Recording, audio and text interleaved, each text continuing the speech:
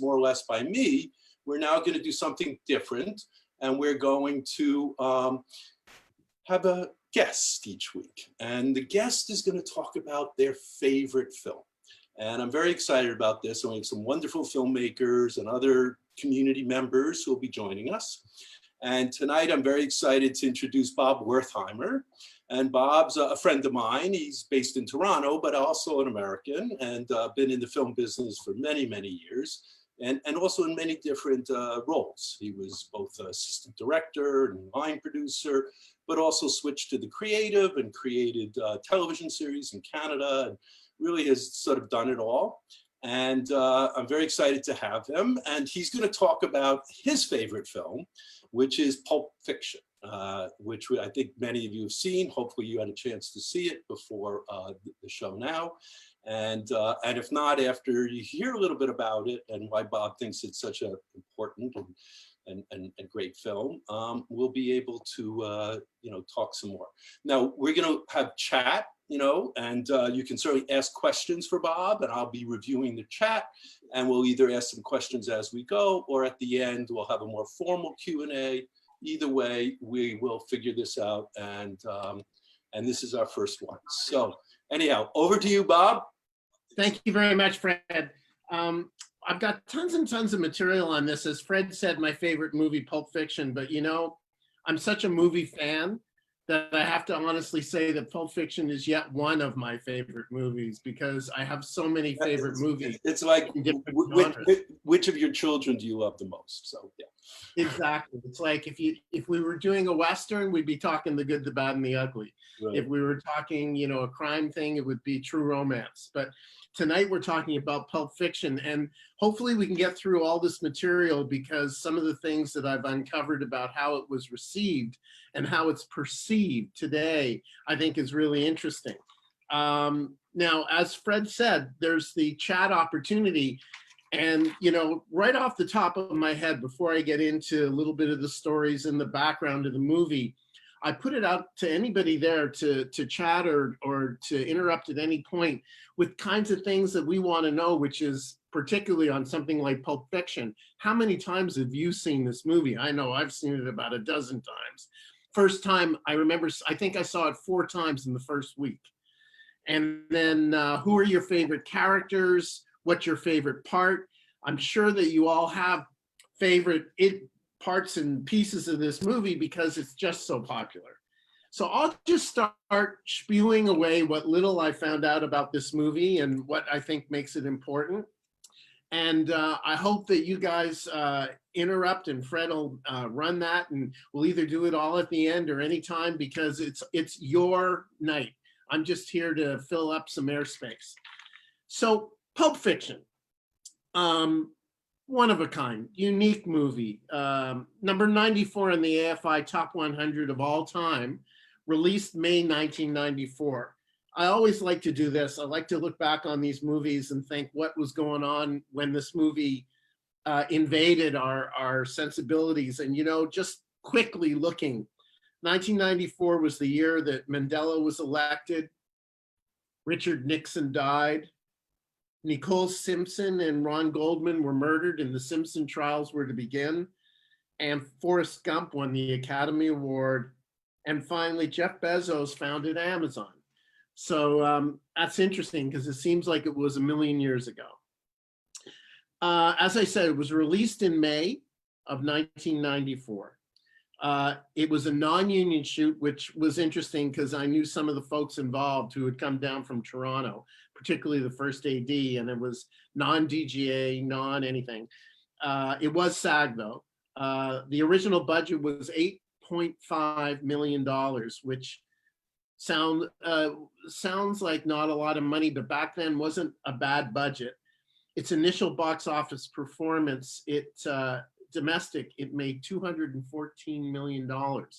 And Tarantino's career skyrocketed from then, obviously. And what few people know, I think, is that Tarantino had a producing partner back then, Lawrence Bender. Lawrence Bender, fewer people have heard about, but he was a real hitter. A very young man back then when they made Pulp Fiction and Reservoir Dogs. But he has been involved in 36 Oscar-nominated projects. He's been a part of 8 Oscar wins.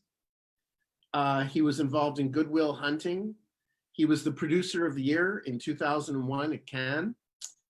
And I don't know how much he influenced this movie, but this movie also, although Reservoir Dogs did come before that, it was this movie that launched Lawrence Bender into, for those who know producers, who he is today. As you know, it was written and directed by Quentin Tarantino, and the screenplay had a bit of controversy. It won the Academy Award for Best Screenplay, but it also went to arbitration because part of it was co-written by Roger Avery. And at one point there was a settlement and Tarantino gets the majority of the credit. As you know, if you saw it, it's set in Los Angeles, and it's shot in such a way that it can only be Los Angeles, isn't it? It's sort of like To Live and Die in LA, isn't it? It's sort of like an LA story. It had, and what made it so unusual for us film watchers was this narrative structure that was reflective of reading a novel, where the stories would fade in and out and as chapters. And as you know, it follows 3 main story structure. There's the mobster Vincent Vega, played by John Travolta, who, as Fred has reminded me, was foisted upon the money, Miramax, by Tarantino. He basically said, it'll be John Travolta playing that character or no one. Samuel L. Jackson is part of that storyline as Jules Winfield and his storyline. And then there's the prize fighter Butch Coolidge, played by Bruce Willis. And as Fred has reminded me, it was a favored nations project, which meant all of the actors were paid exactly the same rate. But because Bruce Willis signed on to play Butch, the movie was pre-sold in Cannes, and the foreign sale covered the budget, then some. So they were in an extremely luxurious position making this movie. So again, I hope at any time, anybody who wants to peek in, I'd love to know, you know, what part really resonated. What was your favorite part? Was it, you know, the diner? You know, was it, you know, the hypodermic needle? You know, was it, you know, what part was yours and how many times you've seen it? One of the things that was a challenge for people who watched it and became kind of a cult thing was trying to rearrange the parts that were edited into a more chronological order. And for those who care, the way it looks from the research I did is, you know, the flashback segments are first, and then the talk about Marcellus Wallace's wife, the segment that becomes Brett and Marvin in the room, followed by the Bonnie situation where they're covered in blood having shot Marvin in the face. Then it would be the diner opening where we meet our 2 thieves, played by Tim Roth and Amanda Plummer. Then the diner finale, which I think is one of the greatest soliloquies I've ever seen. You know, where he's holding, when Samuel Jackson's character is holding the 45 on the Tim Roth character, you know, I'm trying, you know, it's just a beautiful, beautiful performance. There's somewhere in there the gold watch plays with Christopher Walken, one of the great cameos. Then Butch's fight, and then of course, if you follow that thread, Zed's dead. So one of the things that also propelled this movie to cult status was the briefcase. And we've heard all sorts of different theories, but I'll tell you the one that I like and the one that I'm prepared to accept, even though I think there's documentation that Tarantino said this is not true. But I believe that what was in the briefcase was the soul of Marcellus Wallace. And I think there's enough clues there that support my theory. And I can't be wrong and I can't be right until Tarantino comes here and corrects me. But if you look at the 666 and the Band-Aid on the back of Marcellus Wallace's head, which has some reference to the Old Testament, and the way it just glowed, and just the way, you know, the characters would look at it with such reverence. And then it would tie in to, you know, the concept that Brett and the guys eating the cheeseburgers in the opening are really middlemen. They're minions of Satan.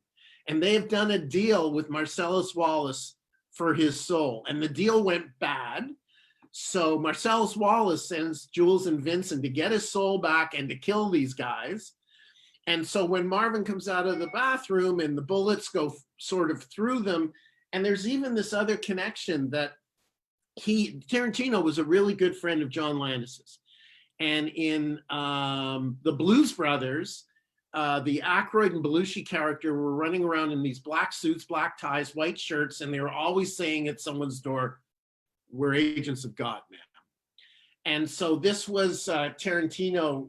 If you notice that wardrobe selection, there they are in their black suits, white shirts, black ties, until they get hosed down by Mr. Winston. So I like to think that that this movie was even better than maybe it was, and that that the briefcase contained something that special.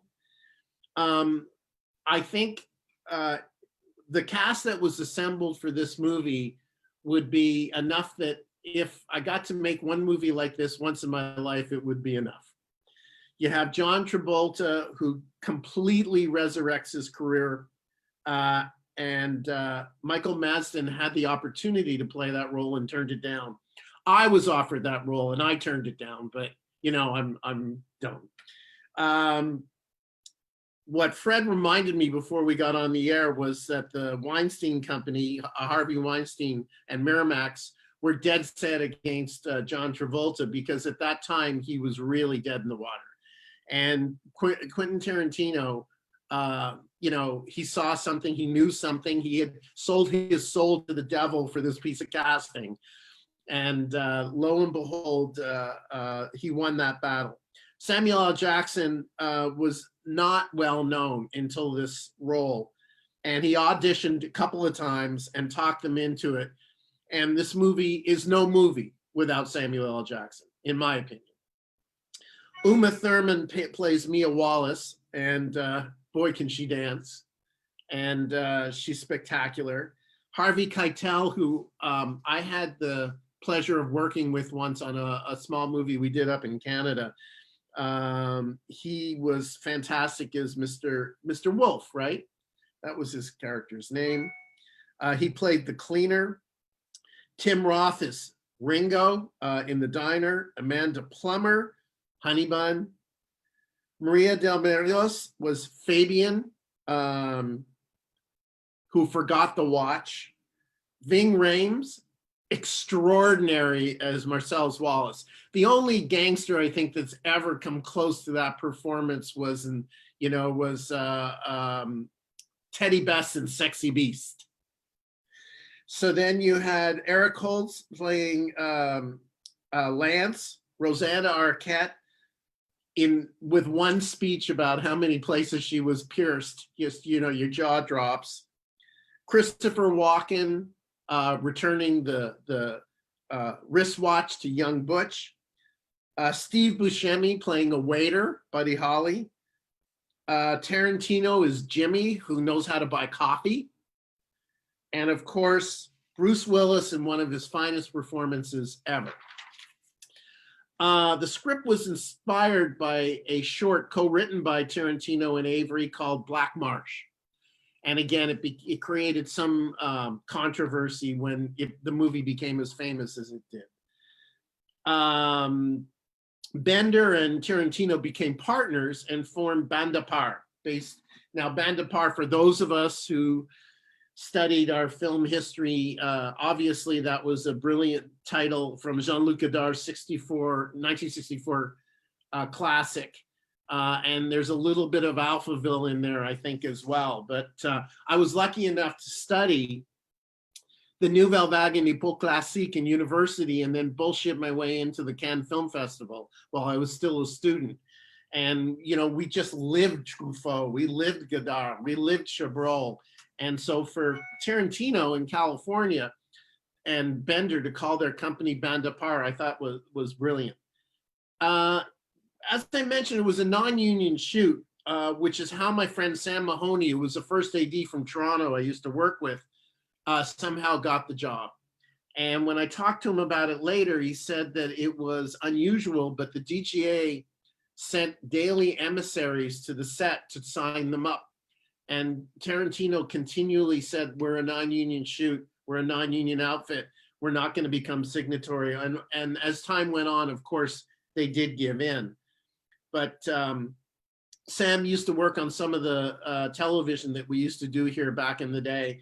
And then he had enough of that and went down to Los Angeles. And interestingly enough, one of the projects he did with me was called Blindside, directed by Paul Lynch, produced by Peter Simpson and starring Harvey Keitel. So I got to stand there next to Harvey Keitel and restrain myself from telling him that, you know, Taxi Driver was one of my favorite movies ever, and Reservoir Dogs was one of my favorite movies ever. But he was going through a phase back then before he became famous again. Bender and Tarantino sold the screenplay to Jersey Films. TriStar had a shot at it and passed. And then they brought it to Miramax, which is interesting because this was the first movie 100% financed by Miramax. You know, that's Harvey Weinstein's company. Fred, what's his brother's name? Bob Weinstein. Right. And this was just after they made their deal with Disney. So right, exactly. When you think about this being financed by Walt Disney, it doesn't seem like typical fare for them. But the Weinstein's deal was they had kind of complete creative control over their label. Exactly. Well, it'll be very interesting as you research into that. As I mentioned, it was an $8.5 million budget, but believe it or not, when they signed Bruce Willis, that gave them enough leverage that they had a foreign advance, a pre-sale of $11 million.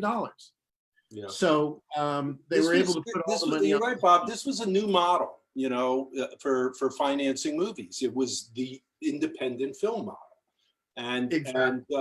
and it really was the most successful independent film. Did over 200 million, as you said, and I think it really was quite revolutionary in the industry, and encouraged other filmmakers to do this and to try to create these where everybody gets paid low fees and favored nations and big back ends. And now, you know, it's common movie stars will do movies like this, smaller independent films like this. So, you know, they had done, you know, Miramax started with Sex, Lives, and Videotape in 1989. So that's actually considered the first of these successful films. And that also won the Palme d'Or at Cannes, same as Pulp Fiction. You know, that also won the Palme d'Or at Cannes too, and started this whole revolution of independent filmmaking. It's fantastic, right? As Fred was saying, there's a bunch of stuff, but basically this movie was the first independent movie to clear $100 million in the domestic box office. Mm-hmm. Nothing had ever done that before, and it won its first weekend. And there's some other details about how spectacular this movie was in the marketplace. Interestingly, from a technical perspective, the film was shot on a 50 ASA film stock by Andres Secura, who had done Reservoir Dogs and later would go on to make American Psycho. And that gave it, at the time, a very unique visual style, a color signature that wasn't common in theaters at the time. And I didn't realize it, but I'll tell you, like I said, in the first 7 days, I went to the movie theater four times to watch it. So all those things. It was a crazy idea because it's a very slow film stock. And that's why it actually kind of feels like it has more resolution and density. but it means you have to have tremendous amount of lights, right? Because it's a slow film stock. So like those scenes in the diners, and stuff where they were literally, 110 degrees in there while they were doing those scenes because of the kind of lighting that was required, the sets, obviously they had more control. But Tarantino was always this maverick guy, and he just was always trying different things. And this time, I don't think people realized why it kind of looked different, but it definitely had its own style, which was great. It definitely, it looked like the cover of a Pulp Fiction novel in the way it was, the color correct was done. That's right. Interestingly enough, for the most part, Pulp Fiction doesn't have a musical score in the traditional sense. It relied entirely on source music, which music that they would buy and pay the publishing, which was interesting because in those days, the studios wouldn't work that way. Independent film worked that way. And The Champion, we like to think of The Graduate, which had almost an entire score, soundtrack from Paul Simon, but it was all Paul Simon. But the real groundbreaker was Hal Ashby, and with his pictures, Harold and Maude, and then later Coming Home, he championed going out and buying popular music as a footprint of where you were in history, but also as his homage to that culture. And Tarantino did the same thing in this movie and many of his other movies, where you don't hear orchestration, but you hear source music. And so that made that movie also a little bit different. Just like Fred was saying, just about everything about this movie was different. The film premiered at the Cannes Film Festival in May 1994, and yoo-hoo, it won the Palme d'Or. Yet it did very poor. It got nominated for 8 Academy Awards, but only won Best Screenplay, which shows that America wasn't ready for this movie. Well, that was the year of Forrest Gump, and they were ready for Forrest Gump. That was a more crowd-pleasing kind of film. But you're right, the international reaction to the film was probably greater than the domestic was at the time. The Europeans were more ready for this film. I think that it got a standing O and was cheered, as they tend to do at Cannes. If you've ever been there, they'll let you know if they don't like your movie, and if they like your movie, they really let you know. Yeah. Well, Harvey Weinstein is a brilliant marketer. He's a terrible producer, a brilliant marketer. And what he did was they got into it, accepted, and then he put a total moratorium on showing the film. So no one had seen the film. He hadn't done any early screenings or press screenings or anything, because he wanted to make this big deal about the first time anybody got to see it was at Cannes. So he brought the entire cast. Can you imagine that cast, in Cannes? They were certainly the life of the party. And it just blew and it was one of the first kind of modern Cannes, celebrations where they just blew everyone away. And then at the Cannes ceremony, they lost every single award they were up for, writing, acting, and everything else. And the only one they won was the Palme d'Or. So it was a very ecstatic moment. But that Harvey was a brilliant marketer. He might have been an awful human being, but he knew how to campaign for those kinds of, marketing and Academy Award nominations. And this movie made him a fortune. This is the movie that made Miramax. So it's just funny how these things work out. Once it did get released in the United States, Variety described Pulp Fiction as simply spectacular. It opened the New York Film Festival, and they described it as a triumph, which is a lot for them to say for a movie like this. Its wide release was 1,100 theaters, which was beyond unheard of at the time for an independent film. 1,100 domestic, and it won it was number one on its initial weekend, which, if you consider the competition in 1994, it's extraordinary.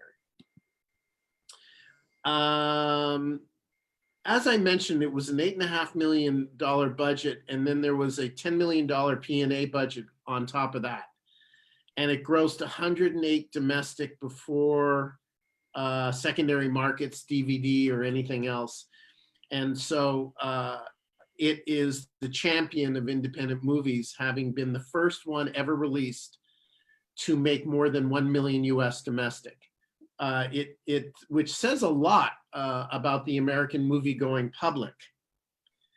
Pulp Fiction, and I think this is the thing that draws us all to it, and I'm finishing up now, but Pulp Fiction is considered and credited with saving not only John Travolta's career, it is credited for resurrecting a dormant film noir genre.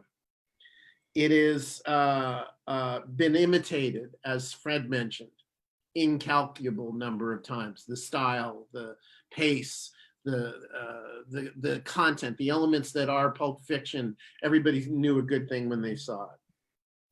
It is described as one of the decade's most major cultural events, an international phenomenon, and by Roger Ebert, the single most influential movie of the 90s.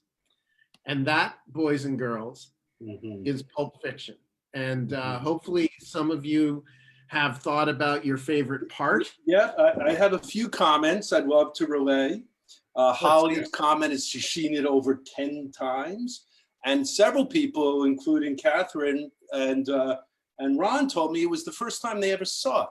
So I always think that's wonderful when people are getting exposed to sort of classic movies that they've never seen before. And it was very interesting because I hadn't seen it in about 20 years. And I was actually not ever a huge Quentin Tarantino fan. I mean, I loved this movie when it came out and I recognized it. We all recognized it for what it was. But it just wasn't, it's not personally my kind of taste. And I always have a problem with violence. But what I can admire and I think about all the time is this 32-year-old kid, right? Quentin Tarantino, 32 years old, never been to film school, never took a film class in his life. You know the famous story. He worked at the video store in Hollywood, right? And he was the movie trivia expert. Everybody would come to his video store if they ever wanted to know how to find the movie or ask him questions about the movie.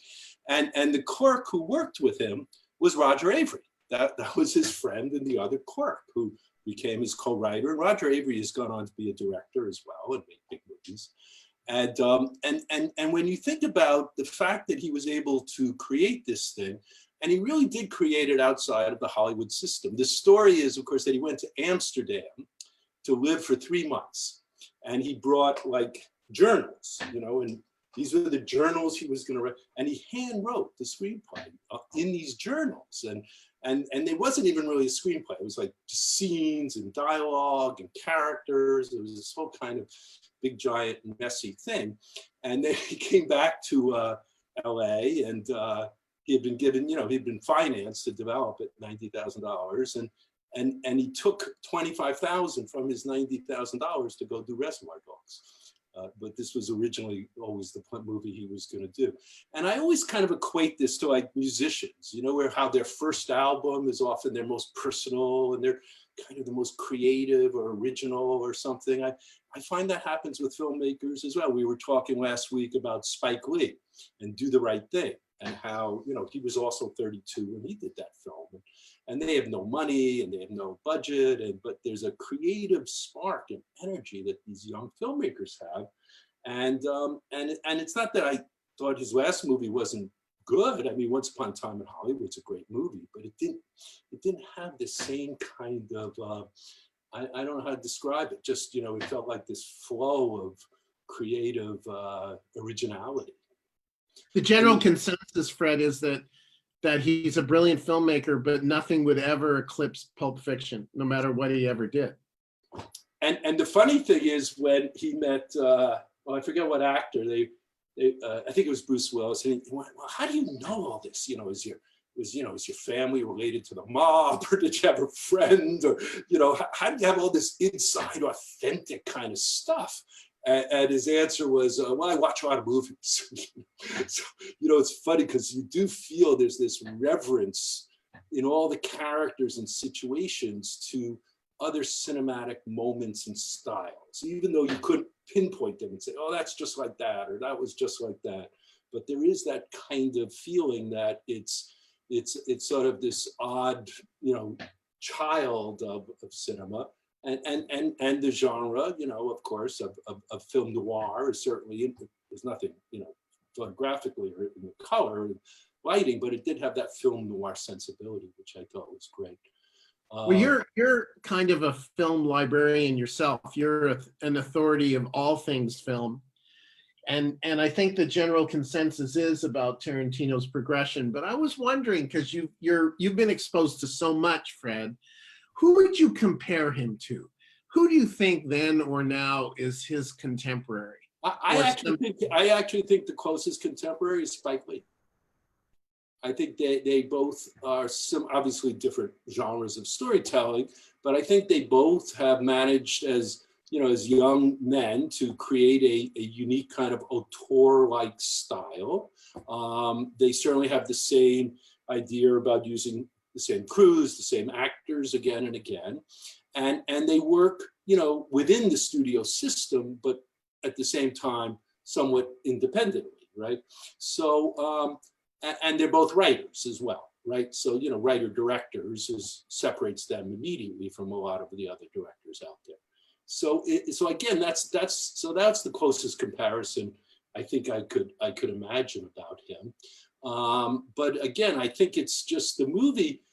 It's always amazing to me how every movie that gets made, it's just a miracle it gets made at all, right? Because it's so difficult. So even with this brilliant script, by the way, when he finished the draft finally of the script, and it was a very difficult effort to make this into a script, right? Because it was just 3 stories with a few overlapping characters. And as you said, they had to redesign.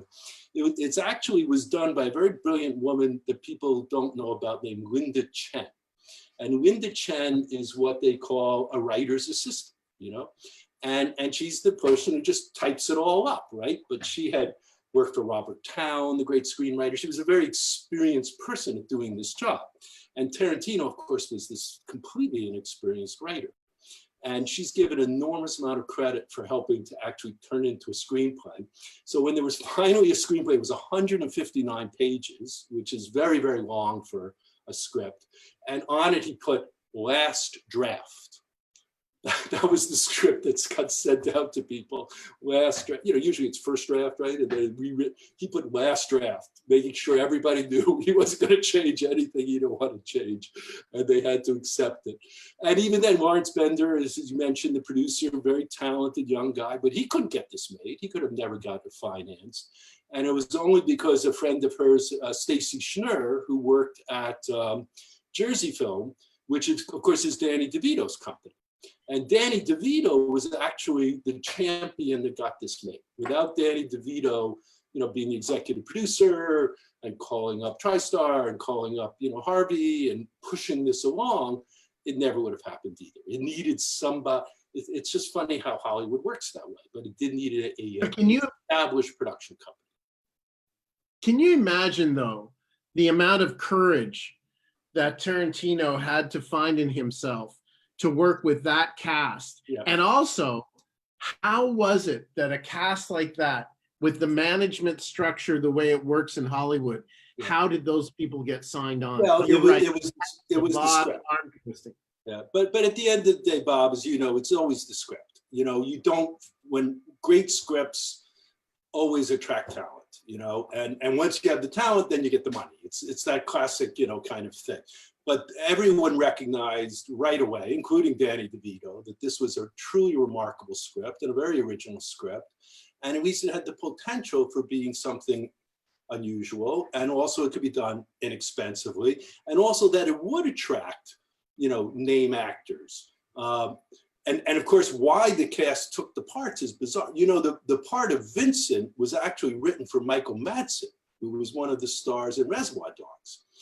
And this would have been a huge part for Michael Madsen, and he turned it down. That's right. Turned down the part to go do a movie called Wyatt Earp, which was a big studio film with Kevin Costner. Michael Madsen, as you guys may know, is a pretty nutty guy. but he probably the worst mistake of his life. And Travolta was a big star, of course. You know, he had done Grease and Officer, all those movies and Saturday Night. But he was big at that point. He was doing, what were they called? Look Who's Talking, with the talking baby. That's the kind of bad movies he was stuck doing. And he was amazing in this film, and he contributed quite a bit. The whole long hair thing, the Euro trash kind of look, that all was Travolta's idea. He came up with that idea of putting the extensions into his hair. And the other reason he convinced Tarantino, because Tarantino wasn't sure about him at first, was because he was a comedian. Everyone forgot, all those years in Welcome Back, Kotter. He really had comedic chops. And I think one of the big surprises of the movie, even for Tarantino, is how funny the movie was, right? Because there's a lot of really funny stuff. And a certain amount of it, I think, came from from Travolta's edition, in terms of his attitude and everything else about it. Well, that scene when he's in the bathroom talking himself to go home. Exactly. Those are really great funny moments. Throwaway moment. Yeah, I don't know if they're improvised, because I don't think people improvise on Tarantino's movies, but I think he certainly, in his delivery and his timing. But once it wasn't Michael Madsen, who they wanted for the part was Daniel Day-Lewis. He was very interested in playing Vince. And they also were interested in Bruce Willis for Vince. But ultimately, once Travolta and Tarantino met, and then Willis just wanted to do anything so badly to be in this movie, he took the part of Butch. And who else? Oh, the boxer, Butch, the role of Butch was actually written for Matt Dillon. He was supposed to be, because, he thought, Tarantino thought he was going to make a $2 million movie or something, and Uma Thurman didn't want to do the movie because she was actually kind of a conservative gal from Massachusetts and thought this was too weird and too violent. And Tarantino really had to talk her into doing the film because the studio wanted Michelle Pfeiffer. Can you imagine anybody but Uma Thurman in this role? And of course, she became Tarantino's muse and all those other. But again, so many funny, weird things happen by accident. Like one of Sam Jackson's character's defining moment is this, is the Jurley curl wig, right? That like it so defines that character. That was a complete accident. They'd sent the wardrobe, the costume, the hair gal out to get an afro wig. And it was some white girl who didn't know the difference between an afro wig and a Jurley curl wig. And they bought this Jurley curl wig and he put it on as a joke. And everybody laughed, thought it was so funny that he wore the wig throughout the whole movie. Well, ever since I saw that movie, I've wanted to eat a cheeseburger for breakfast. And I never. Yeah. And that's Frank Whaley, in that part, who's a very fine actor. He went on to do quite a few things. What are the other funny things I found out about the movie? Well, that's Tarantino's car. That was his personal car that they're driving, through most of the film. And I don't know. Let's see. We have some other comments. Some people, of course, love the diner scene, and that was a remarkable scene. And to your point, the fact that there was no score, it was all music. And Ron tells me that Link Wray's Ace of Spades was what was playing at the beginning, and I forgot that. But but that's where that one song came from.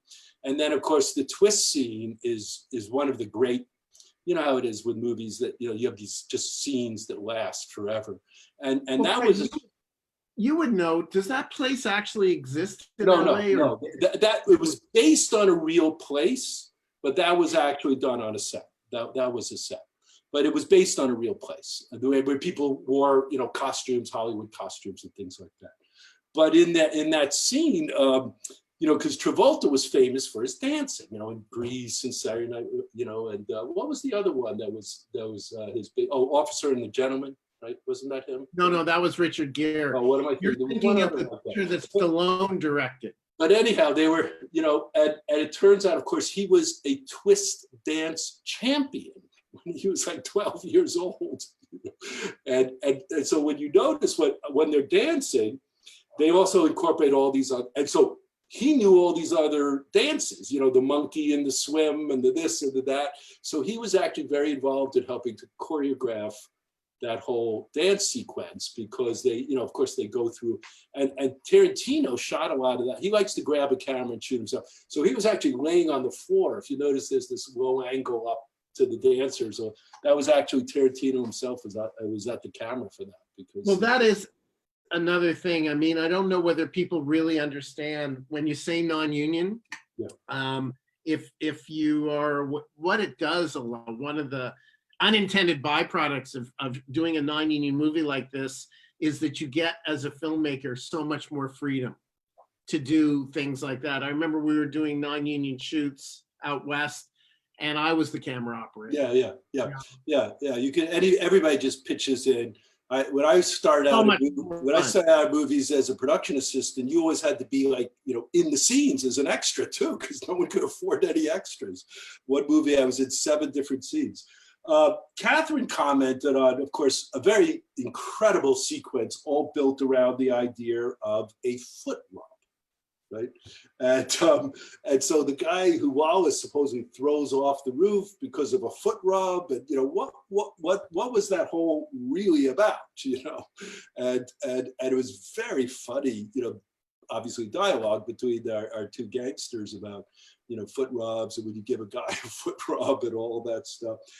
I think the question, of course, is what does it really mean, and what are we supposed to think? And I think it was more of, as you point out yourself, Catherine, just a metaphor for how these gangsters have grudges and talk, and obviously trying to, you know, make us all recognize that this was a dangerous world these guys lived in, and it certainly set up a lot of you know, pressure and tension onto the scenes when Vince then does take me on a date. But I'm not sure there was a deeper, more philosophical idea about that. But, you know, one of the things that I was also impressed with watching it this time was that, you know, these are all kind of not bad people, but pretty shady people. I mean, some of them are bad people, and certainly violent people. But strangely enough, of course, at the end of the movie, you sort of get this idea that, you know, it's sort of almost a redemption story in a way, right? Because none of the real heroes die, right? They all sort of survive, and as much as it's sort of dark and violent, at the end of the day, it's not a nihilistic movie. It's not a movie about, you know, where you know, it just sort of everybody dies and, you know, so what? You know, there's no meaning to it. I think that was a really brilliant how he managed to do that, and I'm not even sure I even understand today. You still kind of, I wouldn't say empathize or sympathize with them, but you kind of, there's certain kind of a morality, you know, story going on here, and I'm not sure what it is. I don't know. It was another typical day in Los Angeles where some Angelinos, and of course Vincent's character, you know, it's funny you should say that, because the machine gun goes off when the Pop-Tart cup pops up, which is pretty funny. And it was like, if the Pop-Tart hadn't come out of the toaster, what would have happened? I'm curious if other people, you know, what did they think about the ending, or was there any real, you know, something you walked away with and felt you had sort of absorbed in this story that was more than just entertainment? Or, you know, I mean, certainly you're right, Bob, it was an ode to LA, and certainly he did another one, Once Upon a Time in Hollywood, an ode to film noir, and sort of very entertaining. But I found this, watching this time, there seemed to be something a little bit more at stake here, especially when you look like Butch's relationship with his wife. I forget her name.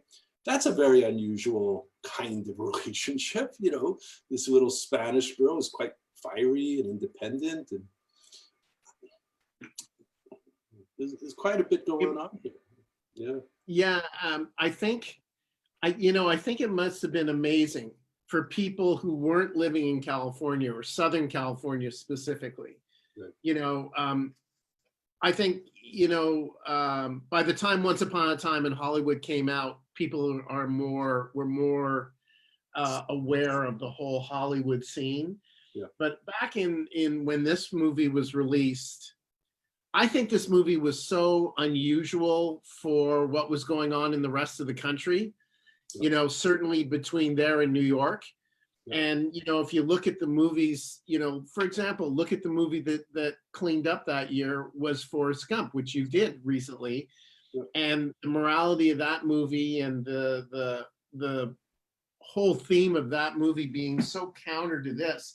And I think that, you know, for the people who read great novels, there were those of us who spent as much time reading crime stories, or were drawn to the TV show Crime Story, where the people had dirty fingernails and, you know, they had to take a shower because, you know, they had to because it was a hot day.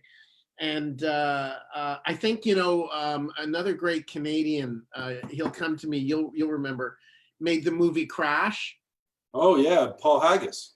Paul Haggis, who we worked with on Due South. Yeah. Paul Haggis, when he made that film, I think was treading on those waters as well. I completely agree. That was extraordinary, and that won the Academy Award, right? I mean, it was like extraordinary, small independent film. Yeah. But you know, very Los Angeles, very much capturing the mood and feeling of what. And yet, when we did our final season of Due South, there was the finale, the romance involved snowflakes quietly, gently flowing. And then, so when I saw Crash, and I saw it snowing in LA in the finale, you had to know it was Paul Haggis. Yeah. I think there was I believe there was even a successful soundtrack that came out of this too, from all the songs, and you're absolutely right. That's become a hallmark of Tarantino's, you know, inspiration for all his movies, is to use unusual soundtracks and songs, you know, as you said, which, you know, I think, you know, as lots of people, again, this was a very influential film, I would think, and you could certainly see it in other films since then, where people have borrowed either stylistic ideas or even more part, maybe again, felt that the confidence to try something unusual and to push the envelope in some ways, to you know, that it was possible to do this and still be accepted by a large audience, like, you know, like Pulp Fiction was. And I also think it, you know, one big success like this encourages a lot of the studios and the distributors to finance, you know, lots of, I'm sure everybody was looking for the next Pulp Fiction that year, you know, once this came out. And so a lot of probably unique and different kind of movies maybe did get made because of the success of this film. And that's, you know, pretty historic and pretty, you know, pretty dramatic thing to have happened. And again, you know, not like some great, you know, he's a 32-year-old kid. He had written a couple of screenplays that were very good, right? He wrote Natural Born Killer, right? And that turned into a pretty interesting movie. And what was the other, was True Romance? True Romance, which is one of the great movies of all time. I don't remember if it came before or after this, but it also was a movie with extraordinary. Both those screenplays. Well, he wrote the screenplays and sold the screenplays before.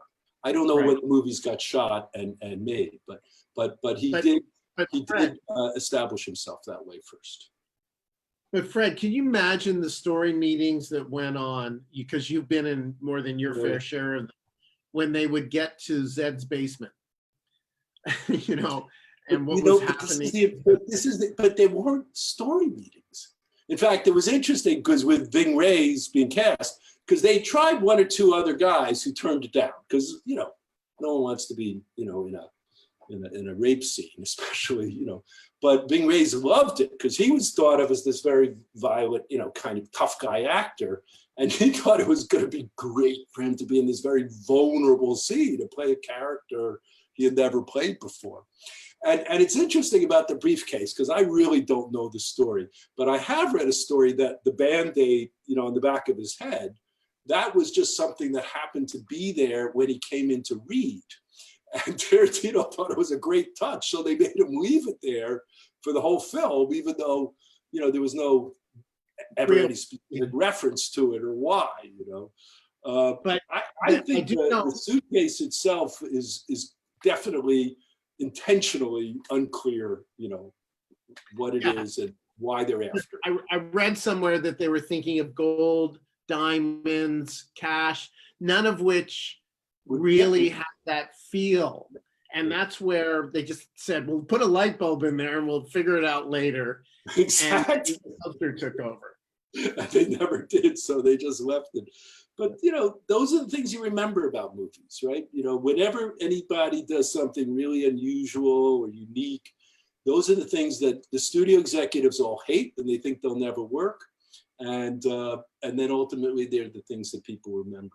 There was a lot of controversy about the scene where Vince kills the kid in the back seat of the car, you know, blows his head off by accident because they go over a bump. And that was actually shot to be a very violent scene. Well, you could see the blood was literally, you know, spurting all over the car, on their clothes and some of their heads. But you never actually saw the guy, right? You never saw the guy get hit by a bullet. So they completely toned that scene down. That was going to actually be the most violent scene in the movie.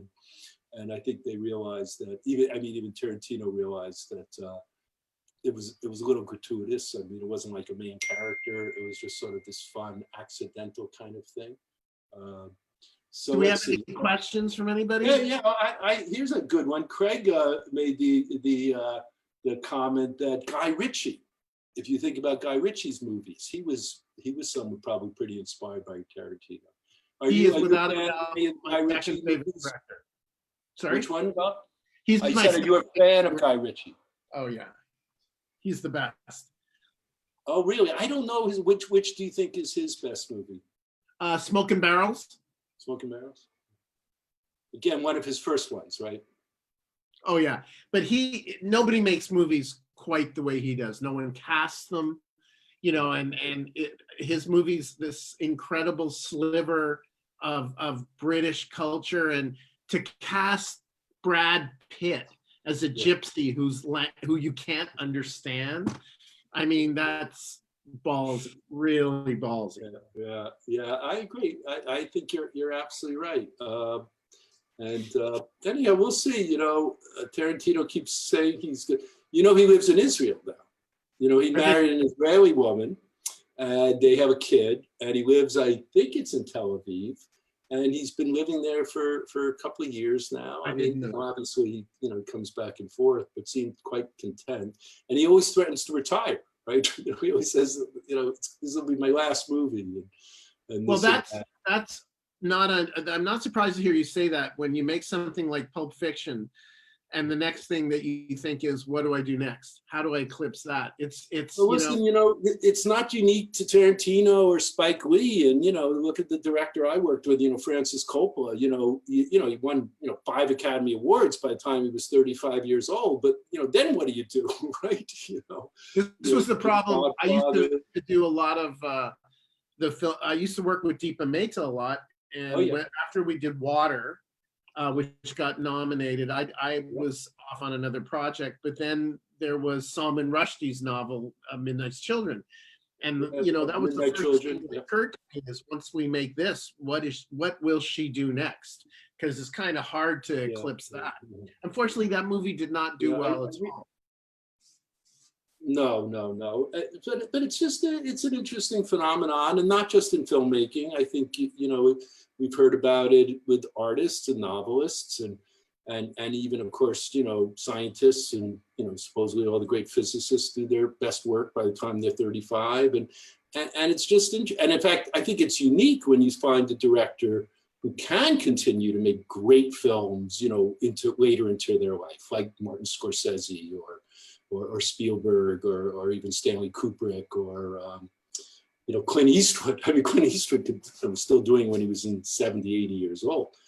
But anyhow, I'm just really happy that we got a chance to watch this. And Bob, thank you so much for all your comments. And thank everybody for joining us tonight. And we will be back again next week. And we have a very, very interesting film to do next week, which I think you'll all enjoy.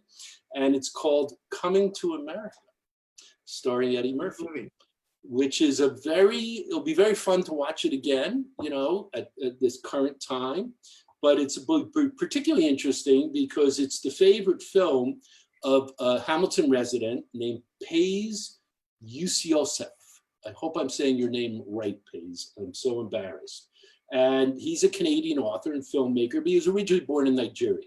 And he came over here to study, after university, and then worked at McMaster and got involved in filmmaking. He's also an actor.